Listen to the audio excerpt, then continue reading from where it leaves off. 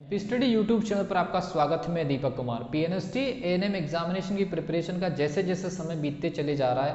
काफ़ी सारे student frustrated हैं और स्टडी को लेकर के तनाव में है। इस बीच में मैक्सिमम जो स्टूडेंट गलती कर रहे हैं उस पर्टिकुलर मिस्टेक के ऊपर हम बात करना चाहेंगे, एकदम शॉर्ट में डिस्कस करेंगे। आप लोगों को अगर ऐसा लग रहा है कि आप लोगों से प्रिपरेशन नहीं हो रही, तो बेसिक एक रिक्वेस्ट है, सॉल्यूशन आप लोगों को बता रहा हूँ कि फ्रस्ट्रेशन या फ्रस्ट्रेट होने से आप लोगों का प्रॉब्लम और बढ़ते चले जाएगा। इसका सबसे अच्छा सॉल्यूशन ये है कि आप 2 से 3 दिन का समय लीजिए और अपने स्टडी और अपने टाइम टेबल के अकॉर्डिंग अपने सब्जेक्ट को पढ़ना स्टार्ट करिए। आपसे जितना संभल सकता है, जितना आप सब्जेक्ट को समझ सकते हैं, जितना रिवाइज कर सकते हैं, जितनी आपकी कैपेसिटी है उतना करिए। अगर आपको ये लग रहा है कि बहुत बड़ा सिलेबस हमसे कवर नहीं हो सकता, तो आप कोशिश करिए कि आप 70% सिलेबस को टच करने की कोशिश करिए या 60% सिलेबस को कवर करने की कोशिश करिए। लेकिन मैं अपने तरफ से एक बेसिक सॉल्यूशन जरूर बताना चाहूँगा, जिस प्रकार का पैटर्न या जिस प्रकार का एग्जामिनेशन होगा एएनएम या पीएनएसटी का, और जिस समय ये वीडियो आपकी बन रही है लगभग यहाँ से दोनों एग्जामिनेशन के लिए लगभग 20 दिन का ऑन एन एवरेज टाइम होगा। लेकिन अगर इस वीडियो को आप 20 दिन के बाद 10 दिन के पहले एग्जामिनेशन के देख रहे हैं या 5 दिन पहले भी देख रहे हैं, तो मैं आप लोगों से बेसिक रिक्वेस्ट ये करना चाहूँगा कि एग्जामिनेशन देने के पहले एटलीस्ट आप लोगों को इस पर्टिकुलर एग्जामिनेशन के पैटर्न पर एटलीस्ट टेस्ट लगा के जाना चाहिए। आप लोगों के लिए, आप लोगों के हित के लिए, आप लोगों के लिए बेहतर रिजल्ट के लिए बहुत ही शानदार स्पेशल टेस्ट सीरीज में लगभग लगातार चलाते चले जा रहा हूं और उसमें काफ़ी सारे जो स्टूडेंट इनरोल हो रहे हैं उनको फ़ायदा भी हो रहा है। तो बेसिक सॉल्यूशन यही है, अगर आपके पास में 10 दिन का समय बचा हो, 15 दिन का समय बचा हो, 20 दिन का समय बचा हो, आपको एक ही अप्रोच फॉलो करनी है।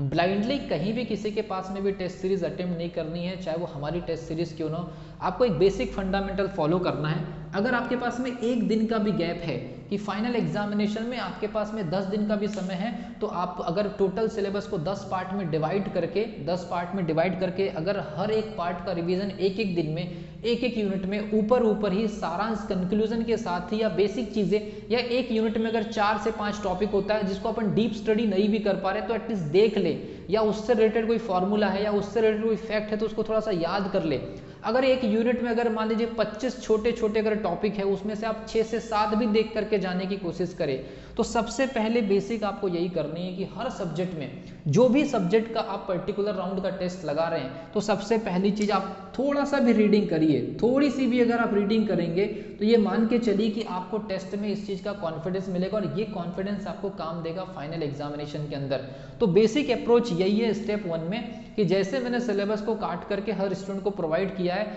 उसको हर एक दिन के अंदर, मैं बिल्कुल क्रिटिकल सिचुएशन में बात कर रहा हूँ कि लास्ट में आपके पास ऐसा हो कि जैसे 12 राउंड का हमारा टेस्ट और आपके पास में 6 दिन बचे हैं, तो हर 2 राउंड के सिलेबस को एक एक दिन में रिवाइज करिए। लास्ट के टाइम में ऐसा ही होता है, स्टूडेंट पूरा का पूरा 5 से 6 दिन के अंदर रिवीजन तो वैसे ही करता है। तो लास्ट के अगर आपके पास में 6 दिन भी बचा है, तो 2 स्लॉट के सिलेबस को उठाइए सारे सब्जेक्ट को और पूरा रिवीजन करिए, और वो दोनों स्लॉट से रिलेटेड जो टेस्ट होगा उनको आप अटेम्प्ट करिए, देन कंटिन्यू। तो आपका सिलेबस एक तरह से डिवाइड हो जाएगा, आपकी प्रिपरेशन में गैप आ जाएगा। गैप इन द सेंस आपको पहले एक स्लॉट कवर करना है 2-2 यूनिट का, फिर उसके बाद टेस्ट देना है, फिर आपको एक रिलैक्सेशन मिल जाएगा कि हाँ एटलीस्ट हमने, अगर मान लीजिए पूरा सिलेबस अगर 10 पार्ट में हमने डिवाइड किया है, तो एक स्लॉट या एक राउंड आपका 10%,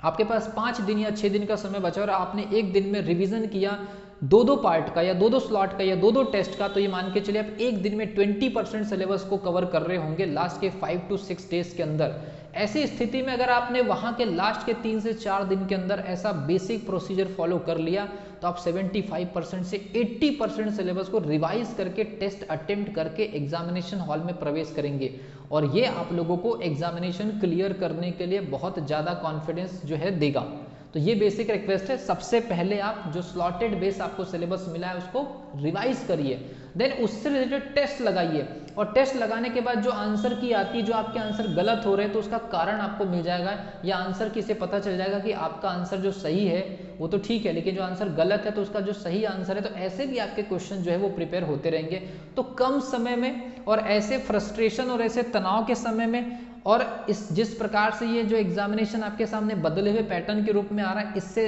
हट करके दिमाग को स्थिर रख करके एग्जामिनेशन देने के लिए सबसे बेस्ट अप्रोच बताने की मैंने कोशिश किया है। थोड़ा भी समय मिलता है तो यूनिट के बारे में देखिए कि इस यूनिट में क्या क्या चीज़ें हैं, क्या क्या फॉर्मूलेज है, क्या क्या थ्योरीज है, क्या क्या कॉन्सेप्ट है, क्या क्या डायग्राम्स है डिफरेंट सब्जेक्ट में, क्या क्या बेसिक कॉन्सेप्ट है इंग्लिश जैसे किसी सब्जेक्ट में। तो इस टाइप से चीज़ों को अगर आप ओवरव्यू भी देख करके जाएंगे और उसके बाद अगर आप टेस्ट लगेंगे तो डेफिनेटली मान के चलिए कि इस फ्रस्ट्रेशन और इस तनाव के समय से आप बाहर आकर के एक बेहतर स्कोर क्रॉस कर पाएंगे और अपनी कैटेगरी में अपने लिए जो सीट है सुरक्षित कर पाएंगे। तो अगर आपको टेस्ट सीरीज ज्वाइन करना है तो डिस्क्रिप्शन बॉक्स में मैंने लिंक दे दिया है। अगर आपको टेस्ट सीरीज ज्वाइन करना है लेकिन डिस्क्रिप्शन बॉक्स से एप्लीकेशन नहीं खुल रहा है तो 8120766145 के व्हाट्सअप नंबर पर आप मैसेज कर सकते हैं और टेस्ट के रिगार्डिंग जो है रिक्वेस्ट भेज सकते हैं। और टेलीग्राम चैनल भी ज्वाइन कर सकते हैं जहां से डेली अपडेट आपको मिलती है। टेलीग्राम के लिंक भी जो है डिस्क्रिप्शन बॉक्स में आपके लिए अवेलेबल करा दी गई है। मिलता हूँ अगली वीडियो में, तब तक के लिए wish you all the best.